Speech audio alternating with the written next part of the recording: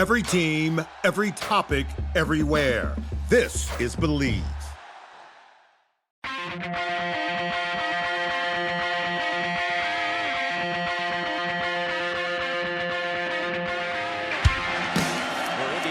First down and 10 at their own 10-yard line. Tevin Coleman with some running room. Tevin Coleman down the sideline. Coleman, one man to beat. Tevin Coleman's going to go 90 yards, and Indiana takes the lead. Randall L. scrambles, started off the pitch, keeps it himself down the sidelines. He could go. Antoine Randall L. touchdown. To the end zone, that's hauled in with one hand by McCulley. Touchdown, Indiana. What's up? Episode 221. Let's freaking go. Let's go. And guess who's not here for me to do? I can do it just like he's doing it, or like he would be doing it if he wasn't so sad about what happened today. But let's go. Let's go, Bragg. Let's go. Like, that's what he would do. I don't know if that was over exaggerated too much, but I try to do the best Yinzer let's go I could do. But yeah, no Brandon today. We got Seth. We're going to talk nothing but positivity. He's given up on his side of college football, I think. So he's here to rock with us. No. Seth, Hope is new in West Lafayette with the changing the offensive coordinator. Magic is about to happen. Yeah, magic is, you're just going to promote somebody within. Don't Like, ruin a good time with future thoughts. Are you guys really is that something that you guys are kind of like, yeah, this is an IU football podcast. Okay. All right. Moving on. Here we got some other fun stuff to talk about, right? What we are here to talk about is IU moving to 5-0, 2-0 in the Big Ten, starting the season 5-0 for the first time since 1967 with a nice, what I thought was a pretty fun, fairly well taken care of win over Maryland, 42-28. As of today, IU ranked number 23 in the AP poll, which is really the only one that matters. And the coach is still giving a little bit of disrespect and keeping us down at 24. So, Seth, let's get kind of your overall view. Did you watch the game? Of course I did. Yeah. Okay. So the rain didn't seem to be as much of a factor as any of us anticipated going in. All of our texting back and forth was, holy shit, this rain, holy shit, this wind, this could be a nightmare situation. I think the low score didn't happen. I mean, they put up 70 points on the board total. So a lot of the things we anticipated ended up not happening, but let's focus on what did happen. And that was an execution. What you saw was 42 points go up on the board. You saw a suffocating defense when it needed to be out there at the start and at the end of the game. What you saw was 6 different players score touchdowns for the IU offense. So you saw versatility. You saw a way to beat you in multiple ways, be multiple faceted. You saw a lot of people get involved. Zach Horton is a name who didn't show up on a lot of stat sheets, but he was involved in almost every single play. And it's just one of those things where you could point to probably about 15 to 20 different cats and say they had a hell of a game. The 28 points given up isn't great. Obviously, there was some stuff that needed to be cleaned up. The drive right after the first IU touchdown, they went up 7-0 and they marched right back down the field like the Swiss cheese defense came back. There's still a lot that can be cleaned up. So from a coaching perspective, it's like, yay, we won. We went to 5-0, all this great stuff. But holy hell, this game could have been a lot different too. Okay, let me stop you there, because I was going to wait and save this for a little bit later. It could have been a lot different in 2 ways. Right. I mean, right. We might score 70. This could have been a 63-14 game. 4 times. Right. Yeah. Right. Mm-hmm. They could have also won this game handily, but very close towards the end had they scored at all off of those turnovers. I don't know what the scoring off of the turnovers are. I haven't gone back. I thought it was 0. Seen it. I think it is 0. Pretty sure it was 0 off of the 4 turnovers. But they definitely didn't score off the first 2 picks. The fumbles, I don't remember. And those picks were in Maryland territory. They had crossed the 50 on all 3 of those first 3 drives, and none of them result. So that's the whole thing, is if you convert those at least a 3 points. I mean, we don't have to, there is so much more distance here. And this game the offense looks even more impressive. This game looks like a blowout rather than a hard fought 14-point win. Yeah. And really, it's not even, I mean, I think they were real soft defense on the drive after our last touchdown. It was just sit back and basically play quarters or prevent, what most people would know what it's called. But dude, if you want to keep going, I cut you off. Do you want to keep finishing what you were going to say? No, that's it. I mean, I think what you saw was a team that could have been more dominant, had a lot of gaps they need to work on, but hell, you went to 5-0. There is so much to be thankful for. And as a coach, still so much to grow from. So it gives you both those axes to grind where you can, build, you can coach using success as as the background of it. So it's just a great opportunity to be in here. And then coming with Northwest, I mean, I'm already fast forwarding again here, but and then you got Northwestern on the table. So you get to go right back to the grindstone and say, we got a lot to clean up in order to beat this team. Yeah. So I'm going to just throw out a quick stat real quick, and then I'll kind of give my overview of well, you kind of got it. We kind of agreed with everything you said, but I'm going to give out a quick stat. IU gave up 112 yards rushing on 30 attempts. And one of them was a 75-yarder to Hemby. Exactly. So if they let's say you get 6 on that, right? Mm-hmm. If you just do the simple math, which it doesn't always work out this way, or just take it out, really, that's 29 attempts for 37 yards rushing. They, as 28 points is 28 points. I mean, there's some stuff that needs figured out, but we absolutely owned both line of scrimmages, I would say. Well, offense, but for the most part, I'd say we owned that line of scrimmage, but defense was just in the backfield all day. So yeah, just to confirm, all 4 of those turnovers were in Maryland territory, the 2 interceptions and the 2 fumbles.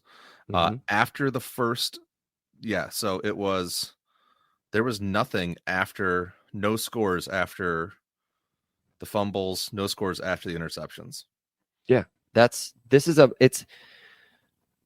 don't want to give away plays of the game, which we'll talk about. I don't want to give away too much stocks and stuff like that, but dude, Brandon finally saw it in person. It's a mindset that has been set throughout this entire team that this program has never seen. I'll just say it. So any other team that we've seen in the last 20 years is giving up all the points. The best defenses always suffer even in sudden change situations. Even the best, the 85 Bears defense, the Ravens defense in the early 2000s, whatever defense you want to look at, they always struggle in those sudden change situations. After the first interception, 3 and out, -4 yards. After the second interception, 3 and out, 2 yards. After the fumble, 3 plays, 1 yard, punt. After the last fumble, it was down here. I think it was 3 plays, 4 plays, -7, turnover on downs. Yeah, on downs. They were 0 for 3 on 4th down. Phenomenal. Yeah. The defense they're not going to get as much credit as they should unless you were there or watched every game, and you're right, because 28 points isn't sexy. That's 400 yards given up, 28 points. I mean, that's a high powered offense. That is no joke of an offense. Hemby, we warned you. Yeah. Hemby, we talked about. Felton, we talked about, and he got injured, but I mean, really wasn't a factor outside of 1 catch. Wasn't really much there. I mean, Pons did a great job. And you could argue him going out was the difference in this game too. You could. But I mean, what's his Prather was incredible catches. Oh my goodness, dude! That one in the end zone that I think his elbow touched out or something. They ended up scoring on that anyway, but I thought for sure they were going to keep that one. The amount of body parts we talked about in this game was just absurd. It's half a butt cheek, 3/4 of an elbow, most of a back. It was just, I hate the game of inches thing. Any given Sunday, watch the speech. It's fantastic. But and then of course the call on the field never gets overturned. Yes. But just so many different chances where this game, holy hell, again, could have been so much more of a blowout if this tip pass doesn't fall right into a different guy's arms. Oh if my God. Twice. It did it twice. Half a butt cheek doesn't land inbounds. Yeah. I mean, they did that twice with the tip pass. I mean, that's got to be something that drove Bryant Haynes and coach incredibly nuts, like just nuts. It's so funny if you want to. I saw, everybody, I don't know if not everybody has YouTube TV, but YouTube TV offers a thing where you can go back and rewatch the game Key plays. with just key plays. And there were 31 key plays, I think, and I watched that, but I hadn't gone back and watched the entire game yet. So, by the way, my voice is much better than what it was yesterday after the game, but it's still not great. But I want to go back and watch it. But one of the things I did see was on that one tip touchdown, I think number 4 caught. Dylan Wade, I believe, was the touchdown one. That sounds right.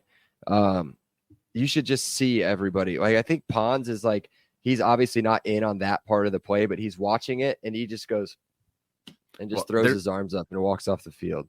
I think on the telecast they zoom in and you can literally see him gasp, like mid-play gasping, like no way. Just like that was so perfectly defended. And we're going to talk about him. I don't want to talk about one particular play that Brandon and I literally watched and called out. It was amazing. But let's talk about play of the game. Brandon, Seth, give me. I know, dude. I spent too much time with him yesterday. Give me your play of the game. One play of the game. What play? You don't have to do. I wrote down 3 that I kind of liked, but you don't have to use any of those 3. You can use whatever one you want. Yeah. I of course did no prep on this section, so I thought it was the series, I should say, after that last fumble. I thought that 4-down turnover, -7 yards, and then IU obviously turns that immediately into a 27-yard touchdown drive that took 53 seconds. That's what put it up to 42-21. That was the breathing room that you were looking for all day that just never really materialized. And that was the first time that you kind of let your hair down and say, all right, we got this. I think this is where we need to be. So that's, from a momentum seizing point, I thought that was the difference maker. I was so confident that whole game whenever we were on offense, even after the 2 picks. That one kind of shook me for a minute, but as soon as he came back out on that 3rd drive and just marched down the field, I was like, all right, we're back. But we could move the ball on them just with ease. 7 of 13 on 3rd downs. I mean, just the confidence was peaked. Exactly what you're talking about. And that was that Ty Lawton. I think it was a 17-yard touchdown run that put the game away with about 4 minutes to go. I'll go with the most obvious one, I think. And I'm going to go with the Omar Cooper basically a highlight touchdown. Mossed it, high pointed it in the end zone. Beautiful back shoulder throw again from Rourke to him. They've connected on that back shoulder throw once in the last once every game, the last 3 games. You can remember the one against UCLA that he catches and he breaks the tackle, scores a touchdown. There was one he scores a touchdown on against Charlotte, and then he does it again here. I think it was 27 seconds to go before halftime. I mean, that was the most beautiful momentum swinging, like set the tone, go into halftime 21-14. Then it went smooth from there. So I'm going to go with that one. The other one you can look at, score first, right? That's what you always want to do. Well, it wasn't just the scoring first. The Miles Price touchdown play showed a level of creativity that this offense hasn't seen in probably 5-10 years. And again, that's a play we see every Sunday. It's not some nuanced play that nobody's ever run before, but it showed a level of creativity, of an expansiveness of an offense, of a personality adjustment, of an evolution. And that's what I think that really sets this team apart from a lot of the other offenses, even when they were good offensive teams at IU. This one has an evolution. This has a personality to it that really picks and chooses based off of who's available. Yeah, that is a multi-studded play too. Like, so you can go that was the one read I think on that call. That's fine, right? But to next game they could run 3 variations off that. Yep, and hand it off to Lawton, which they should have done because I had $5 on him to score first, and it would have been a lot of money. But or you can run a QB keeper off of it, or you can run a flat route off of it. All the routes that the wide receivers want to run. But it was just that was the one read you can even tell because Miles Price doesn't even run a route; he just straight blocks on it. It was a beautiful play call. I mean, it was amazing. Yeah, that's it. Let's go. Let's Great move use on. of motion too. Oh, Yes. sorry. I So love good. creative motion. It's so much better, and maybe it's not. Maybe because I haven't really watched any. I've watched one game on TV, the other 4 I've been at, but in person, I kept telling Brandon like he's never seen a game. I'm like, Brandon, look at this motion. Look at all the motion. Every single and play. It's not just the motion, it's a lot of pre-snap shifting too, where they'll have kind of a 2 tight end alignment, and then all of a sudden they'll run a bunch for they'll motion or shift to a bunch. You're just like, oh, okay. So just constantly playing with the looks of the defense is getting, and as a linebacker, as a safety, I mean, that's a lot to process pre-snap. Yeah, Mike Shanahan doesn't play, man. It's awesome. Let's do this. We're not doing a stock down unless you want to do a stock down. I don't have anybody to really pick. I mean, you could pick on Rourke a little bit and just say the beginning of the game. Those are trash passes. I mean, the one I get, it's a college pass, a little bit behind him. It was good play by Miller, I think it was, that picked off the crossing route. The first one was atrocious, though. That first deep one was ball not good. On first that was down, so bad. Right after a huge 3rd down conversion, it was just so unnecessary. Yeah, that's one you have to take. The other 2, he's just trying to make plays. The fumble, the other interception, he's just trying to make a play. But on that one, he hated the fumble. But on that first, he bent back. I thought he was hurt on that one. It looked like he got rolled up pretty good. Yeah.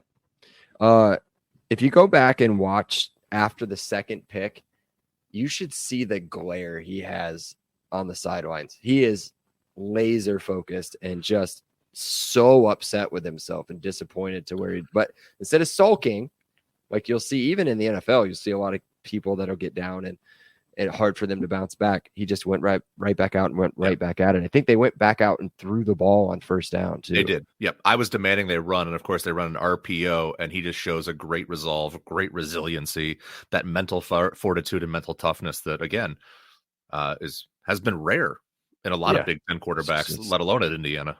It's so good. Everything right now is so good.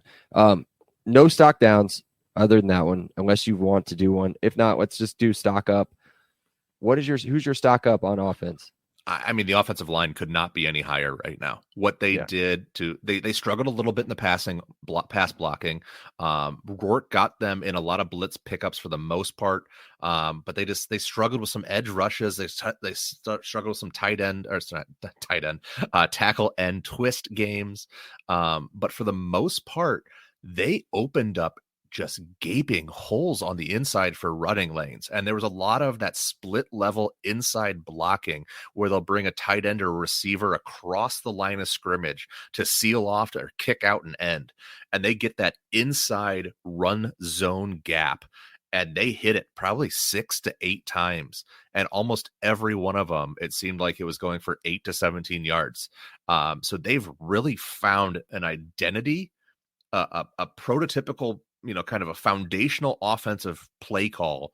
And it really seems to be that inside zone split where they can run Horton. I saw they ran, it was Price, I think, a few times as the lead blocker or cross blocker on that inside. But they've really got a bread and butter play, and it's allowing that offensive line, even with Kidwell being out for the season, to be an effective unit. And so great on them. Did you notice what I noticed? And I can't believe I haven't noticed it before this game. Maybe they haven't used it. But we trotted out, and I'm trying to look up the roster right now. A 6th offensive lineman. Yeah, number 84 or something like that. Yeah. And hit him as a tight end. But this dude is a monster. Like he is not a tight end. I'm trying to see if they've got him listed on the roster at 84. Why is it not just downloading the whole thing? There it goes. Yeah, you noticed it though, right? Yeah. They mentioned it on the call, but okay. I missed who it was. But yeah, without they said Bamba, it would have been Bamba. Yeah, they said something along the lines of first time all season we've seen them go to an overloaded line or a 6-man line. Yeah, I loved it, and I've got a stat I was holding for just a second. See if I can find who this was. Couldn't have been Brady Cosen. Oh, dude, it was Tyler Stevens. That does sound right. The JMU transfer. Is that who that is? That does sound right. Yeah, he's a JMU transfer, and he's a monster. I just got off his site. 6'5", 311, number 84. That sounds right. Yeah, that was him. That's because it wasn't one of the main backup linemen that I recognized either. That's why I couldn't think of who it was. It wasn't like like a oh, goodness, yeah, doesn't matter. Cooper Jones or there sorry, there you go. Oh, the running. So you talked about the offensive line, and so when you go again, if you're just a stat guy and you're just going to go look at like overall team stats, we only ran the ball at a 3.6 clip, if that's what you're going to look at. But the running backs, the only ones that matter, 4.9, 4.3, 5.7. And those are on 19, 12, and 3 carries. Rourke getting sacked a couple times and also took a couple negative yard runs. And then we had, we always get credited or discredited, I guess, for taking knees at the end of the game. But the offensive line was good. 3 sacks, 6 tackles for loss against a Big Ten team. That's not the worst thing ever. Things to clean up. We know that there's things to clean up, and that's one of them. I'm going to go offense, stock up. I mean, we've done Elijah Surratt enough. I'm going to go with Coop. I'll go with Coop. I thought he was incredible. I thought he had a lot more chances than what he was given. There was a lot. That motion, you could tell from the seats what defense he was going up against as soon as they sent the motion. If the guys would run right with him, they wouldn't try to disguise any of it. He was one-on-one a lot and won those one-on-one battles almost every time he was targeted. He was targeted, it was 7 times and caught 7 balls. Targeted 4 times, 4 balls. There you go. So the dude's an absolute stud, and he's young. He's just going to keep getting better. And we didn't think he'd be at this point yet, and he's here. He's arrived. He's very good. Anything else you want to add on Coop? Coop. We need to start the Coop chant, by the way. We tried so hard. Just every time he touches the ball, just do a Coop. Nobody was really. I think it's just too loud to go with it. Defense. I am a broken record on this. The amount of times that I said Aiden Fisher and CJ West when I was tweeting, when I was just talking to myself in the basement, they are impact players on every time they're on the field, whether it's run or pass, and they just affect the game in so many different ways. Aiden Fisher, his run fills, when he sees it and he commits, that instinct, that split second reaction, it's impressive. The play recognition is just off the charts for him. He got beat a couple times in coverage. It wasn't great, but he's whatever. Jalen Walker also had a fantastic, there were so many different guys, but CJ West was getting penetration. He was causing so many issues with the running game inside. They had to bounce outside a few times just because of him. He drew a couple. I thought he had a couple. He may have had an illegal hands and a hold called, CJ West had a trip. He had that's what it was. Trip. That's because he was gonna eat Billy Edwards for lunch. I was gonna say, I know he had one hold call against him, and they had a personal foul against him too, and that's what it was. So you're right, it wasn't a face mask. It was. There were attracting all sorts of attention. Yes. So there were 2. That was the second play of the 2 plays back to back. Because I think the first play right before that, he just again bum rushed, and they're not double teaming him for some reason, and he just bowls over whoever's in front of him. And then I think it was back to back. The very next play, because I was telling Brandon, had a rough game. Yes, he did. The right guard. And they put in a backup center after that. I think. I didn't know their center got hurt, but I heard that was a backup center that tripped him. Dude, where do I want to go here? We didn't even talk about Kamara. No, we haven't talked about Carpenter. I could go with either one of those 2. Carpenter had 3 sacks. Sorry, yeah. What? That's ridiculous. That's ridiculous from a defensive tackle. 2 sacks. He had 2 sacks. I guess okay.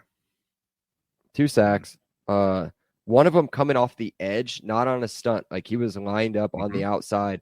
Billy Edwards, by the way, has 0 pocket presence at all. He got hit those like big time sacks straight up, like not blindside hits, straight in his face. And like Carpenter's not small, and he wasn't coming from like a very close. He came and ran a couple yards and then smashed him. So he was great. I'm going to go with Mikhail Kamara. I thought he was awesome. 7 tackles, 1 sack, 1.5 tackles for loss. The dude is a menace, and he's coming into it. He puts so many pressures. I can't wait to see whenever PFF comes out with that one again, because him off the edge was incredible. And we still haven't talked about Pons, who had was a great PBU. He got burned by Prather on the touchdown, but after that, he responded. He was a guy who was pissed off, and he was angry when they were going after him. He had 10 tackles, 7 solos, a half tackle for a loss. Asbury had a huge game as well, 8 tackles. Sanguinetti had 5. Linnell Carr had another half tackle for a loss. I mean, it was up and down the roster. Players were making plays and flashing. Amari Farrell only had 2 tackles, but I swear I heard his name probably half a dozen times. He was everywhere. Yeah. Just guys playing football. It was cool exactly. It was cool to see what Coach was talking about after last week's game about watching him never leave the field. He will just go to 2 different positions.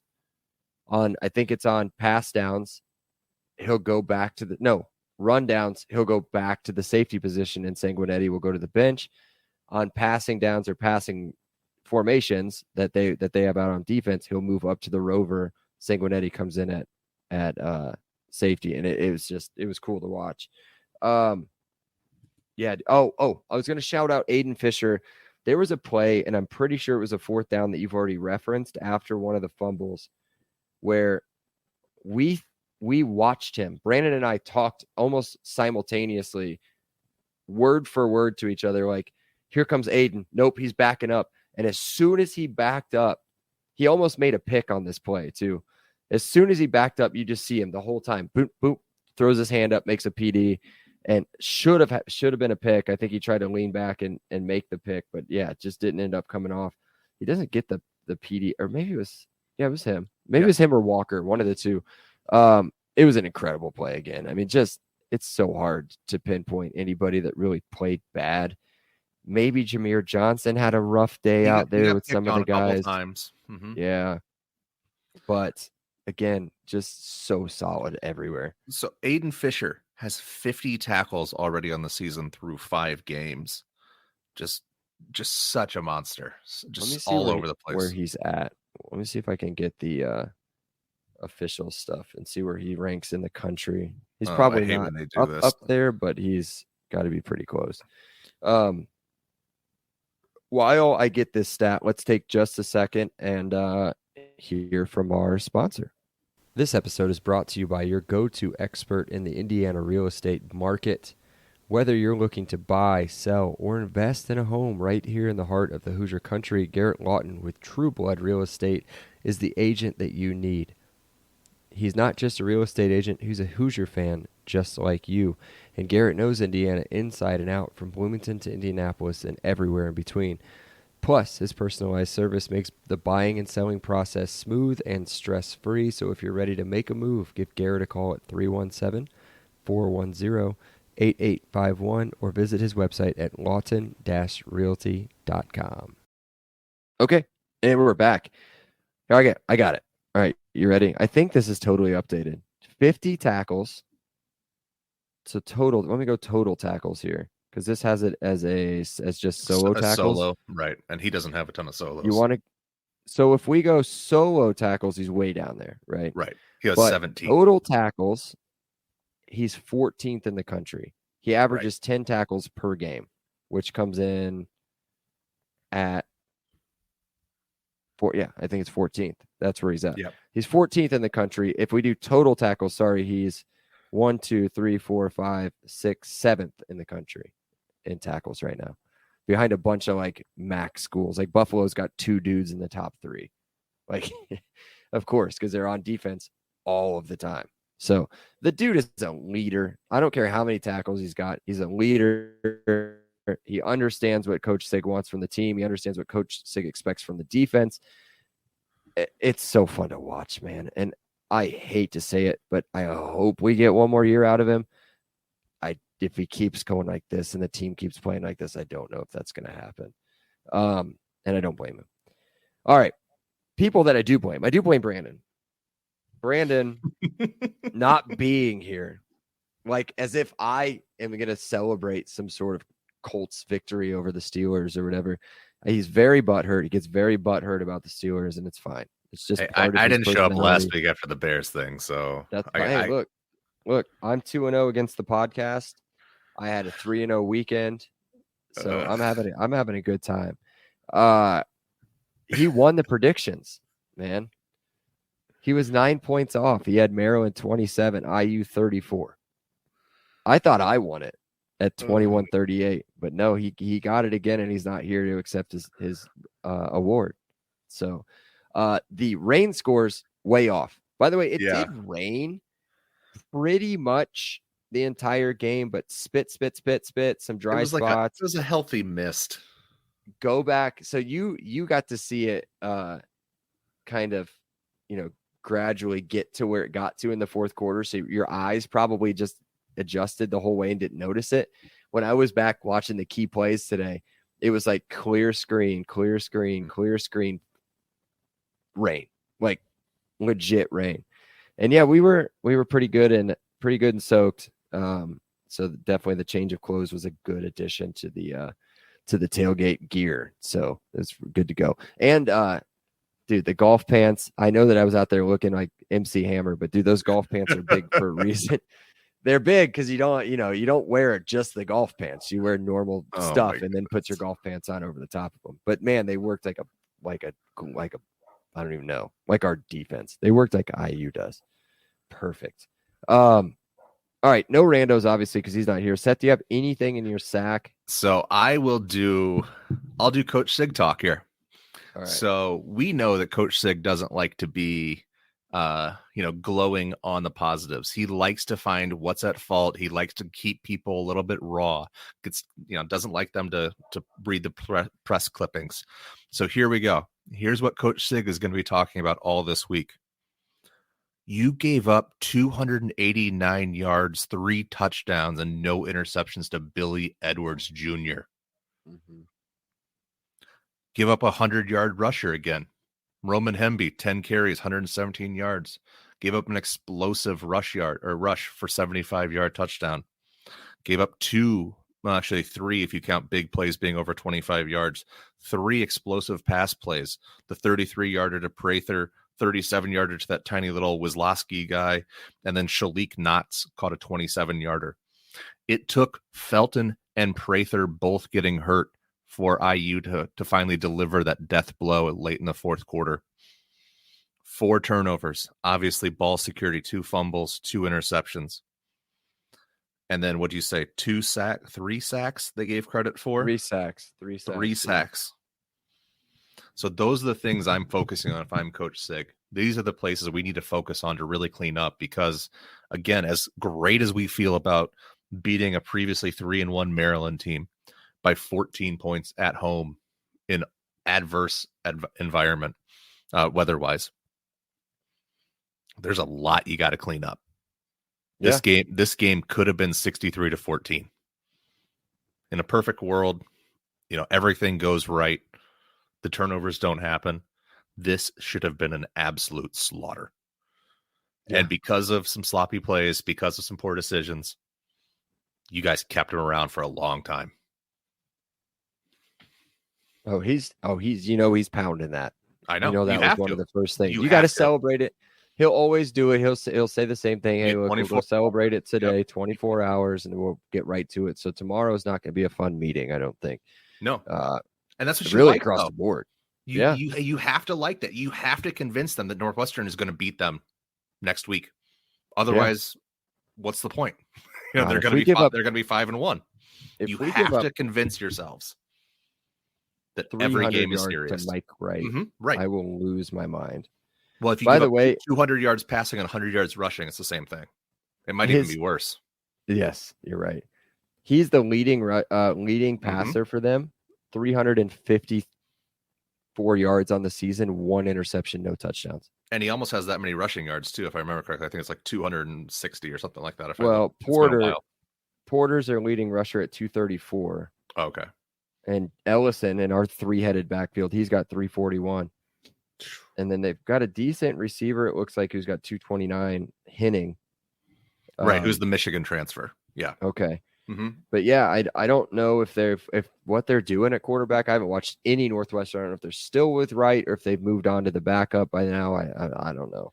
Either way, let's stick with this one. Let's wrap up this one. Then we'll preview them whenever. Spread is opening at 13.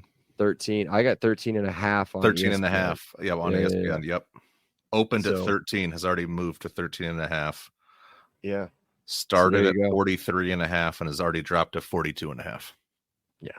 So that place, and I'll it's a good transition to Northwestern talk about that High game. School. It is there's 13,000 seats, I think, right there. Let's just call it 15 just to be fair. That I'm expecting, and you maybe call me whatever you want to call me. And I'm not the only one because Don Fisher said something very similar post game.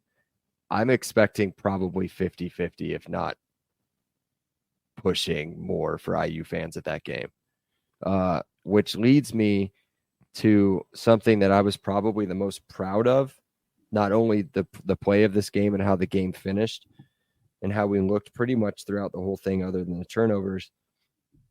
That crowd, Seth, was beyond anything I could have imagined.